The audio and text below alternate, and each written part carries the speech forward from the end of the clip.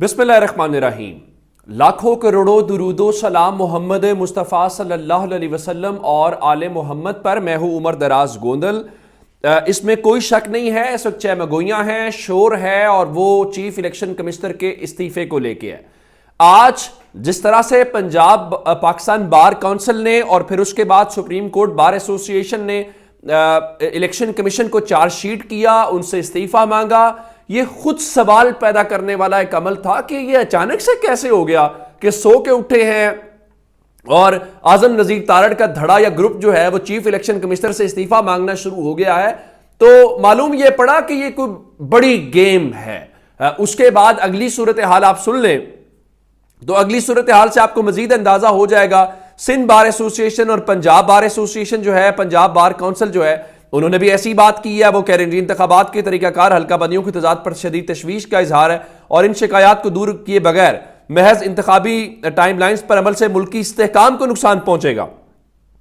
तजाद को दूर किए बगैर इलेक्शन कराना मानी खेज नतायज के हुसूल में नाकामी और कौमी खजाने के ज़िया के मुतरादिफ है, ये पंजाब बार काउंसिल कह रही है। और उधर जो सिंध वाले हैं वो भी इंडोर्स कर रहे हैं पंजाब बार काउंसिल के उस पाकिस्तान बार काउंसिल के और सुप्रीम कोर्ट के हवाले से जो बयानात वहां से आए हैं, जिसका मतलब ये है कि ये चीजें जरा और लेवल के ऊपर जा रही हैं। अब जो खबर है वो आप यूं समझिए कि चीफ इलेक्शन कमिश्नर के इस्तीफे से भी जरा बड़ी खबर है और मामला थोड़ा सा आगे चला गया है।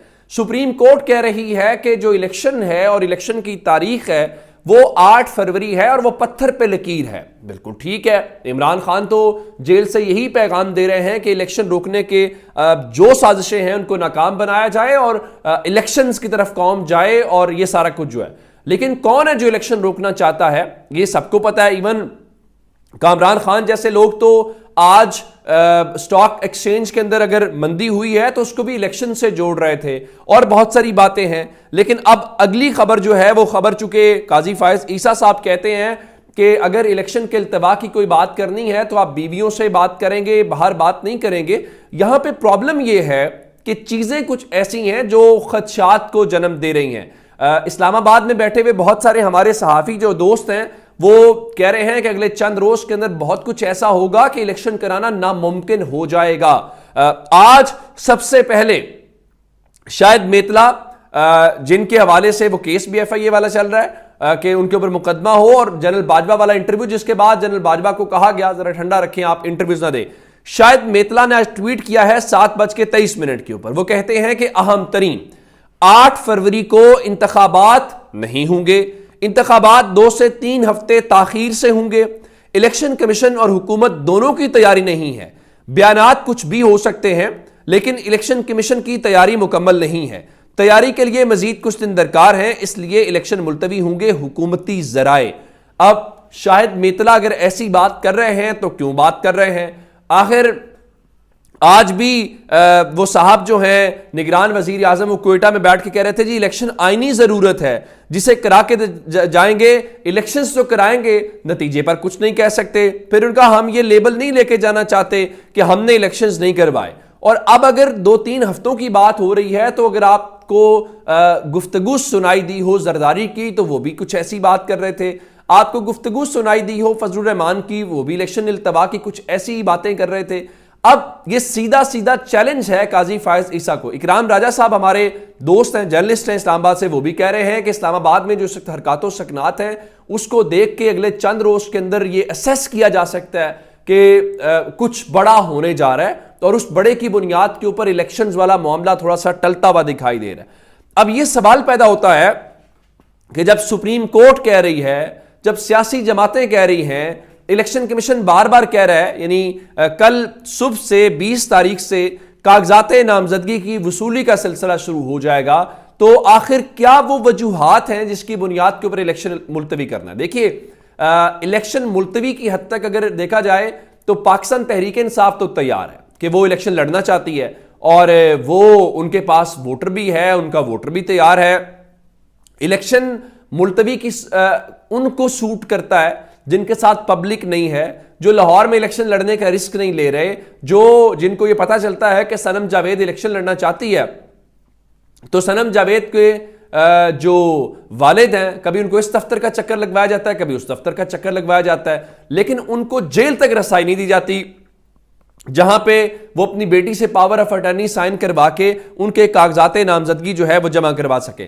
दूसरी तरफ लग रहा है कि पूरे का पूरा एक सिलसिला है कि आज जो तहरीक इंसाफ के कैंडिडेट्स हैं उनको मैदान से हटाया जाए, नून लीग का रास्ता साफ किया जाए। लगता यह है कि अब भी शायद इलेक्शन जो मैनेजमेंट या इलेक्शन इंजीनियरिंग हो रही है वो शायद पाया तकमील तक नहीं पहुंची। आज गुजरात से साबिक एमएनए सैयद फैजुल हसन शाह और साबिक एमपी चौधरी अरशद ने आज गुजरांवाला में प्रेस कॉन्फ्रेंस की है।